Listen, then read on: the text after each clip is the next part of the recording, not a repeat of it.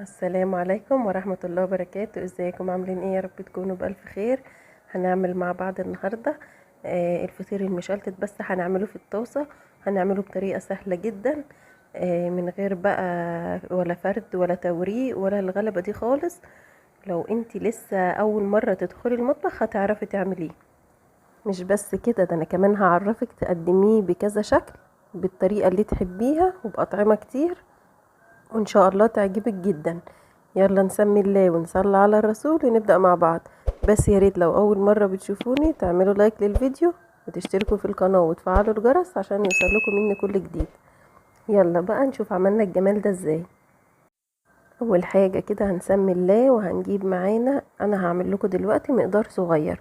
انا عاملة 5 كوبايات بس من الدقيق، لو عايزة تضعفي المقادير براحتك. معايا هنا كوباية من المية. الكوباية دي هي نفس الكوباية اللي انا معايرة بيها الدقيق، ومعايا كوباية من المية ومعلقة واحدة بس كبيرة من السكر، ونص معلقة صغيرة من الملح.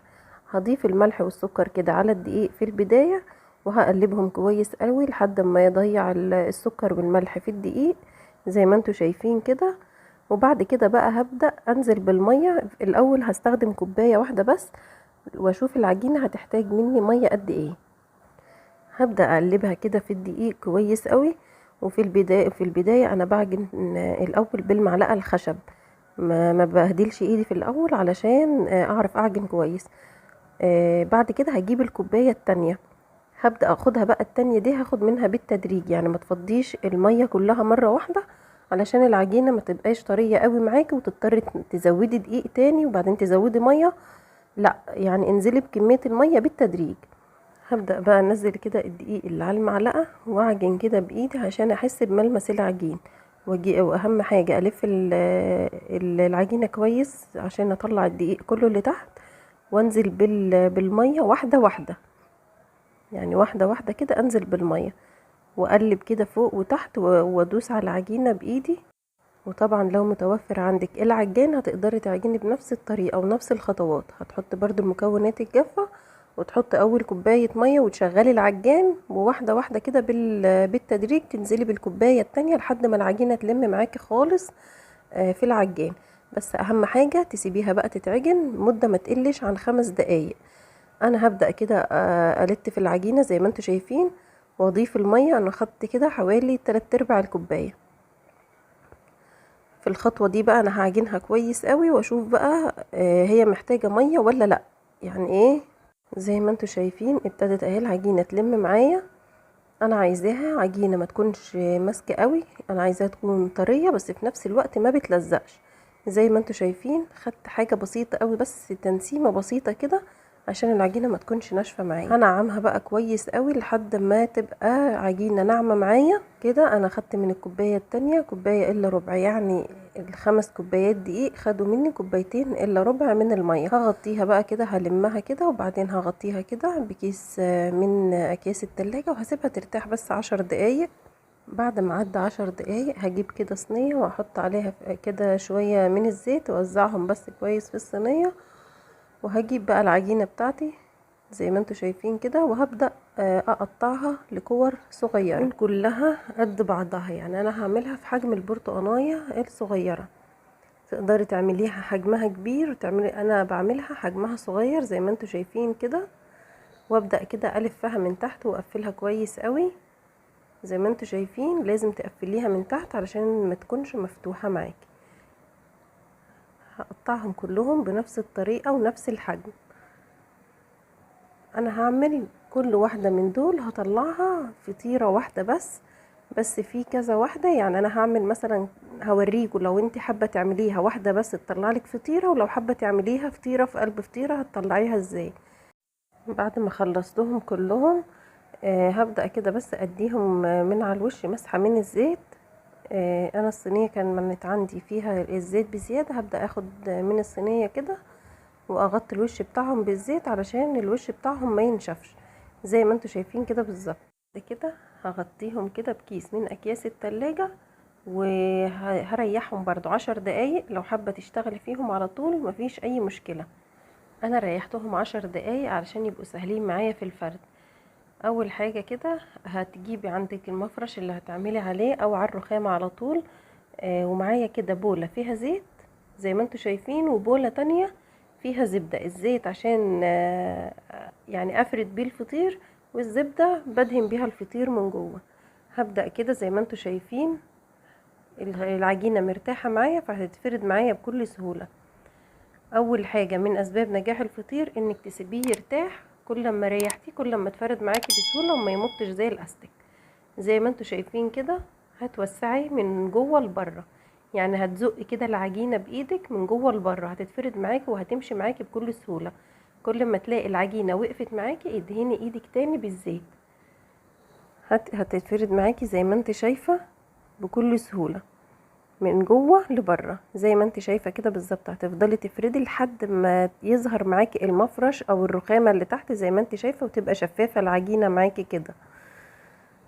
خلاص اتفردت معايا. اهم حاجه تتكي على الاطراف، ما تخليهاش تخينه علشان ما تبقاش عامله معاكي زي العجين كده وتبقى ناشفه معاكي ومضايقاكي. بعد كده هتجيبي حته كده من الزبده بسيطه خالص، يعني مثلا نص معلقه صغيره، وهتبدأي كده تجيبي الجنب ده في النص وتحطي دهنة بسيطة برضو من الزبدة.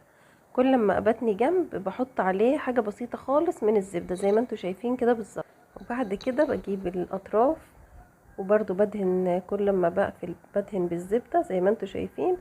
بعملها كده لحد ما بتوصل معايا لشكل الظرف. هي كده خلصت معايا الفطيرة. بجيب بقى الصينية وبحط فيها برضو كده مسحة بسيطة من الزيت وبحطها على جنب. لو هتاخدي وقت وهتكوني بطيئة يا ريت تغطيها بكيس برضو من اكياس التلاجة دي، علشان الوش بتاعها ما ينشفش معاكي. هتجيبي اللي بعدها وبرضو هتعملي بنفس الطريقة. هتبدأي تعملي كده، توسعي الدايرة من جوه لبره، توسعي النظام. بس هي بتمشي معاكي العجينة بكل سهولة، يعني مش محتاجة مجهود، مش لازم تتكي عليها. انت زي نظام اكنك بتمسحيها كده، هي هتتفرد معاك، هتمشي لوحدها معاكي. ولو اتقطعت مفيش اي مشكلة، زي ما انت شايفة امشي بس بيها. وكل لما ايدك تحس ان هي مش ماشية على العجينة ابدأي ادهني ايدك بالزيت، عشان الزيت هو اللي بيسهل معاكي الفرد زي ما انتوا شايفين كده بالظبط. وبعدين اديها مسحة من الزبدة، وبعد كده اقفل الاطراف. اجيب الجنب ده زي ما انتوا شايفين كده، وبعدين الجنب التاني عليها مسحة برضو من الزبدة واقفلها بالظبط زي الظرف. احاول ادخل بس الاطراف الصغيرة دي من جوه، وبعد كده اقفل عليها من فوق. كده خلصت معايا الفطيرة دي، في حالة ان احنا لو عاوزين الفطير بتاعنا يكون صغير زي ما انتوا شايفين كده. بعد كده هرش كمان رشة كده من الزيت او مسحة من الزيت، وابدأ اعمل اللي بعدها زي ما انتوا شايفين كده بالظبط. هتبدأي توسعي بايدك كده من جوه لبره زي ما اتفقنا. كل ما تلاقي ايدك نشفت اعمليها بالزيت عشان توسع العجينة معاكي وتساعدك على الفرد بسهولة. والله يا جماعة الفطير ده سهل جدا، جربوه ان شاء الله هتدعولي. مش هياخد معاكي وقت خالص، يعني لو مزنوقة بقى في غدا او في غدا او عشاء او فطار ومحتارة تعملي ايه، يعني مش هتكملي نص ساعة وتكوني عاملاهم كلهم. حاجة بسيطة قوي ومش هتاخد منك وقت. طب في حالة ان انا عايزة اعمل الاتنين في قلب بعض، فردت زي ما انتوا شايفين ودهنت مسحة كده من الزبدة. وبعد كده بقفل اكني بقفلها وهي فاضية بس هي جواها واحدة. كل ما تحبي تكبريها هتزودي واحدة في قلب واحدة. يعني انا لو حابة اكبرها عن كده الاتنين دول هفرد واحدة كمان واحطهم الاتنين في قلبهم. كل ما تحبي تكبري تزودي واحدة، كل ما تحبي تكبري تزودي واحدة. بس انا مش هكبرهم عن كده، انا هخليها يعني اتنين او واحدة بس، عشان انا عايزاهم فطاير صغيرة. لو حابة تعمليها فطيرة كبيرة هتبدأي تحطي واحدة جوه واحدة جوه واحدة عشان تعمل معاكي اللي هي الفطيرة المشلتتة الكبيرة، وهتطلع معاكي نتيجتها حلوة جدا برضو. زي ما انت شايفة العجينة ارتاحت كويس قوي، فعمالة يعني ايه بتتفرد معايا بكل سهولة زي ما انتوا شايفين كده بالظبط. اعمليه مش هياخد معاكي وقت خالص. اعمل معاكوا اخر واحدة زي ما انتوا شايفين كده. ابدأي وسعي الاطراف، اهم حاجة عشان ما تكونش معاكي ناشفة وتبقى قلبها عامل زي العجين. خلاص فردنا كويس زي ما انت شايفة. ابدأ اديها بقى مسحة كده من الزبدة واقفل الاطراف كويس على بعضها، وبين كل طبقة بحط برضو مسحة خفيفة خالص من الزبدة زي ما انتوا شايفين كده بالظبط. هقفلها كده زي ما انتوا شايفين زي الظرف. هكمل باقي الكمية بنفس الطريقة وارجع لكم تاني عشان نشوف هنسويه ازاي مع بعض. خلصت خلاص الكمية كلها زي ما انتوا شايفين. انا عملت تقريبا بس 2 طبقة واحدة، والباقيين عملتهم طبقتين عشان يكونوا حجمهم كويس معايا. شايفين مورق ازاي؟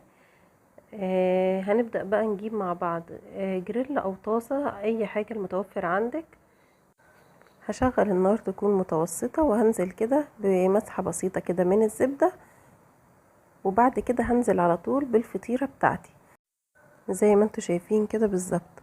اهم حاجة النار تكون متوسطة، ما ينفعش تكون عالية قوي هتحرقها ومش هتستوي من جوه، ولا تكون واطية قوي. واطية قوي دي مش هتقوم معاك الفطير.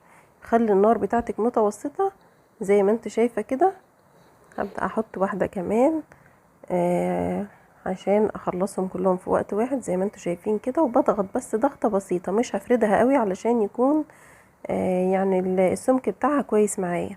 يعني هديها ضغطة بسيطة كده زي ما انتوا شايفين. واول ما اللون تاخد لون من تحت، يعني نتابعها كده من تحت، اول ما تبدأ تاخد لون من تحت زي ما انتوا شايفين هقلبها على طول على الجنب التاني زي ما انتوا شايفين كده بالظبط. ما نخليهاش تاخد لون يعني اكتر من كده علشان ما تتحرقش معايا. هي بتستوي من جوه بس اهم حاجة تكون النار بتاعتك متوسطة. هتلاحظي كمان ان العجين بدأ يستوي من فوق زي ما انت شايفة كده، معنى كده ان هي بتستوي كويس من جوه. هبدأ اقلبها كده على الجنب التاني زي ما انت شايفة. خدت لون معايا كده من الجنبين كده. خلاص الفطيرة مفروض كده ان هي استوت معايا. هخرجها بقى على طول. شايفين الجمال؟ شايفين التسوية بتاعته عاملة ازاي؟ هوريهولكوا كمان من جوه بس مش دلوقتي. شايفين بقى اللي على النار دي قبت حاجة كده ما شاء الله. عملت طبقات من جوه. ادي مسحه خفيفه بس من الزبده عشان تعرف تاخد لون معايا كويس. مسحه بسيطه خالص. ولو حابه طبعا تستعملي زيت او سمنه عادي خالص مفيش مشكله. هبدا احط واحده تانية. اللي قبت دي طبقتين 2 مع بعض. احط غيرها زي ما انتوا شايفين وابدا افردها كده عشان برضو دي طبقتين، فعادي انا عايزه اوسعها بس تبقى كبيره شويه زي ما انتوا شايفين، وتستوي معايا كويس برضو من جوه. اهم حاجة اتابع التسوية كويس عشان ما تتحرقش مني. انا عايزاها تاخد التسوية بتاعتها المظبوطة. سهل خالص وما بياخدش وقت خالص في التسوية. على طول بمجرد ان النار ما بتبقى سخنة معاكي بتبدأي تعمليهم واحدة ورا واحدة، ما بياخدوش وقت خالص في التسوية. كمان لو حابة الاطراف زي ما انت شايفة تاخد لون يعني الاطراف اللي لونها ابيض دي، ابدأ اجيب الماسك بتاعي كده وابدأ كده امسكها من على الاطراف بتاعتها عشان تاخد لون واحد من الاطراف، والاطراف تبقى معايا مستوية ما تبقاش شكلها زي العجين كده. شايفين التانية برضو بدأ العجين يظهر معايا من جوه ان هو بيستوي وبتقب زي ما انتوا شايفين ما شاء الله. يعني لو عايزة تعملي فطيرة مشلتتة هتعمليها بكل سهولة، وفي الطاسة كمان مش في الفرن. سهل وبسيط وما بياخدش اي وقت خالص. خلاص كده زي ما انتوا شايفين سويتها كويس من على الاطراف ومن تحت. هبدأ كده برضو اخرجها. شايفين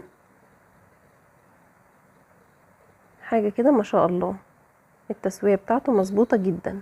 ادي مسحة بسيطة خالص كده من الزبدة عشان اقلب عليها الفطيرة عشان تحمر معايا بكل سهولة زي ما انتوا شايفين كده. بس حسب ايدك لا تتلسع لان الطاسة بتكون سخنة جدا. وبعد كده هبدأ اسويهم كلهم بنفس الطريقة. طريقة التسوية سهلة جدا ما فيهاش اي صعوبة خالص. تمسحي بزبدة او بسمنة وبعد كده تبدأي تحطي الفطاير بتاعتك وتضغطي عليها. لو عاملاها كذا طبقة افرديها، وممكن تفرديها قبل ما تحطيها في الجريل بتاعك. ولو عاملاها طبقة واحدة عادي ممكن ما تفرديهاش خالص وتعمليها زي ما انا عملتها في الاول زي ما انتوا شايفين كده. وهبدأ برضو الونها من على الاطراف واسويها كده من على الاطراف. الفطير ما شاء الله بيقب اهو معايا. هسويهم كلهم بنفس الطريقة وارجع لكم تاني. انا كده خلاص خلصت تسوية الفطير كلها وطالع حاجة كده ما شاء الله اللهم بارك. زي ما انتوا شايفين طري جدا، مقرمش من بره وطري من جوه. وهوريكم كمان شكله من جوه عامل ازاي. شايفين شكل الفطير، ومعمول في الطاسة وبكل سهولة. مش هتاخدي اي وقت خالص في الفطير، ولا في العجن ولا في التسوية. كده واحدة معاكم زي ما انتوا شايفين طبقات الفطير من جوه عاملة ازاي، مورق ومستوي جدا. عايزة اقربه لكم بس. شايفين الطبقات، طبقات خفيفة كلها ورقيقة زي ما انتوا شايفين. حاجة كده ما شاء الله. ومستوي جدا من جوه، مش عجين ولا حاجة، مستوي كويس قوي من جوه. بالنسبة بقى لطرق تقديمه، انا هاخد كده 2 وهقطعهم زي ما انتوا شايفين كده برضو. بوريكم هنا الطبقات عاملة ازاي. شايفين مستوي جدا من جوه وكلها طبقات مورقة زي ما انتوا شايفين. انا ال2 دول هقطعهم وهنزل عليهم كده بلبن يكون دافي. اللبن ما يكونش سخن، اللبن يكون دافي حاجة بسيطة. وهنزل عليه كده عشان يتشرب الفطير بتاعي زي ما انتوا شايفين. وبعد كده هنزل عليه كده بالسكر البودر زي ما انتوا شايفين. طبعا كلنا عارفين الفطير ده الحلو بتاع الفطاطري بنشتريه غالي جدا من بره، ادينا عملناه بكل سهولة في البيت. بعد كده هجيب برضو 2 وهنزل عليهم بالشربات بتاع الحلويات. وممكن كمان تحطي عسل ابيض لو مش متوفر معاكي السيرب بتاع الحلويات. زي ما انت شايفة بيكون طعمه حلو قوي. والتانيين دول هسيبهم سادة. ممكن برضو تحطي صوص شوكولاتة او تحطي نوتيلا. الطريقة اللي تعجبك قدمي بيها. انا قدمتلك افكار، واختاري الطريقة اللي تريحك. يلا بقى جربيه وقولوا رأيكم ايه في الكومنتات. لو عجبكم الفيديو ما تنسوش تعملوا لايك وتشتركوا في القناة وتفعلوا الجرس على الكل عشان يوصل لكم مني كل جديد. اشوفكم الفيديو الجاي بألف خير. مع السلامة.